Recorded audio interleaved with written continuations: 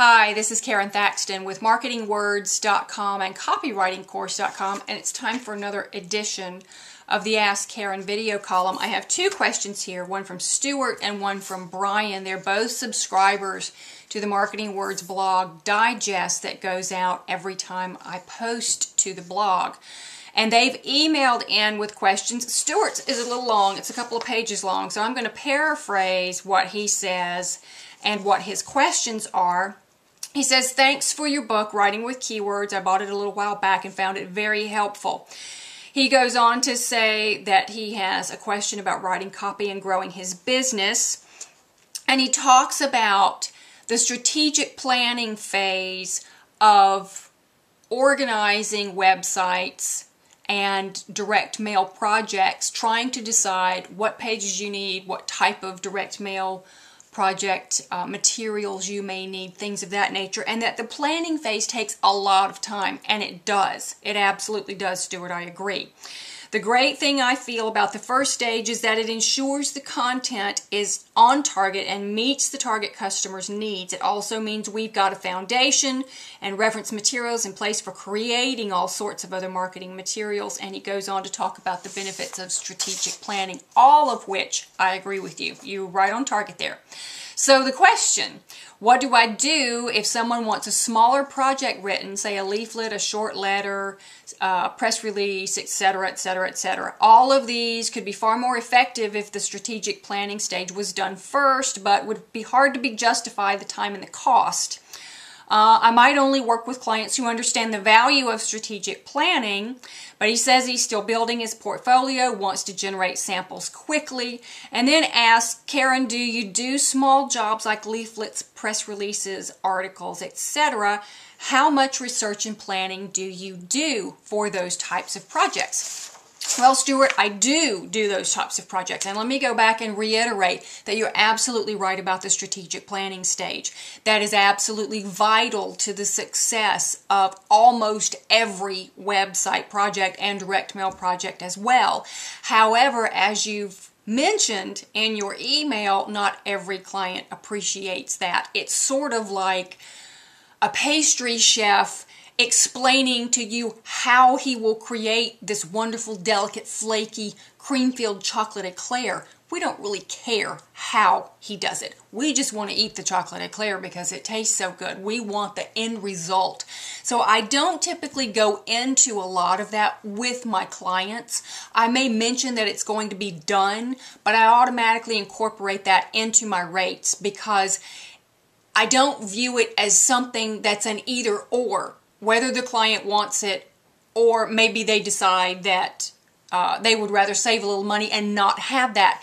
The copy simply isn't going to come out as well if you don't do the research beforehand and you don't take the time to find out what pages flow into the pages you're writing, where will the customer go after they leave the pages you're writing. I mean, all of the different elements that you're talking about in your email. So it isn't an option with most projects. Now you talk about the small onesie-twosies. Maybe they need an article written for an article marketing campaign or one press release or something to that effect. Those really aren't related directly to the website as a matter of the navigational structure. Now they may post an article or a press release online in their press room or in their article library or something to that effect. But most of the time, those are considered off-site pieces.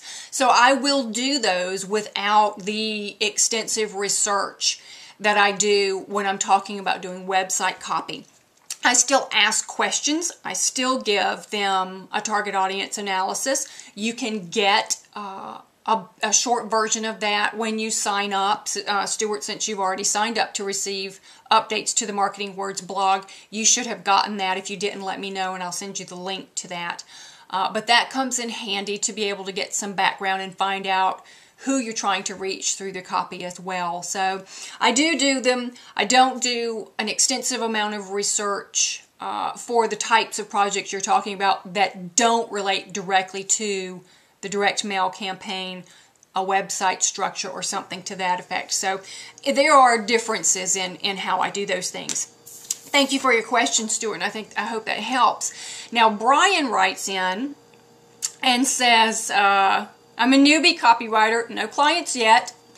Excuse me, how did you overcome the little voice inside telling you that what you were writing was crap?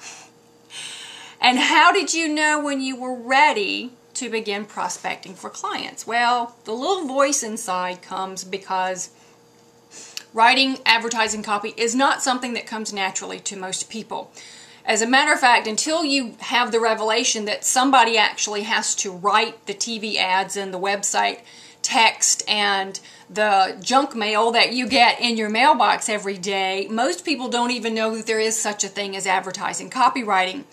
So you have to build some confidence, and you do that by writing copy and allowing others to use it free of charge and finding out how it worked for them. Once you get through the process of writing the copy, having it delivered however way, and tracking the results of it, you begin to realize, hey, I can do this. I have the power to persuade people to take any particular action that I mention in the copy.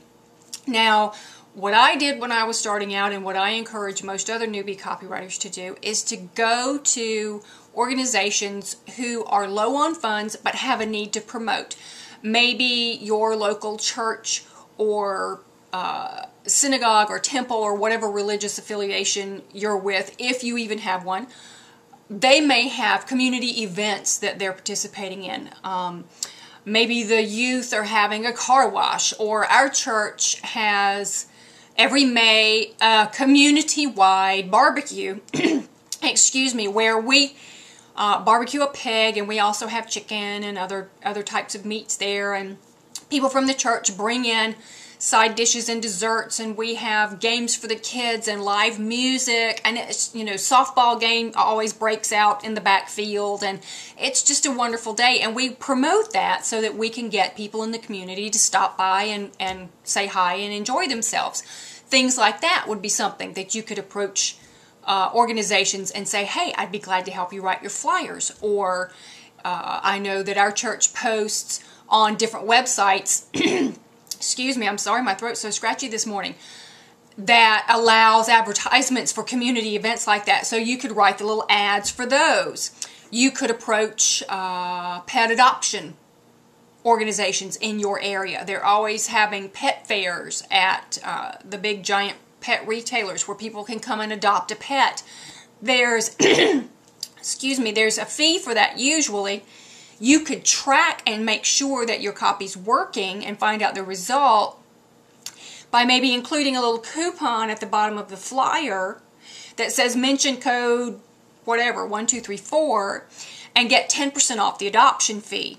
And that way you would know that people were brought in from reading the copy that you wrote. Or you could do some radio advertisements or what have you. Excuse me. So there's some ideas, and as you get going, as you get some copy under your belt and you see that it's working, that little voice will sort of be dissuaded a bit and it won't bother you quite so much.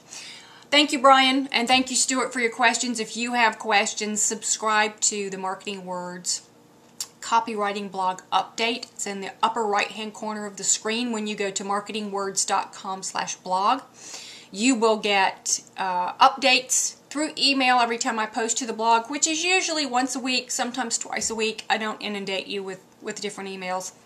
If you have questions, let me know, and I'll do my best to get to as many of those as I can in the next edition of the Ask Karon Copywriting Questions video update. Thanks, and have a great day.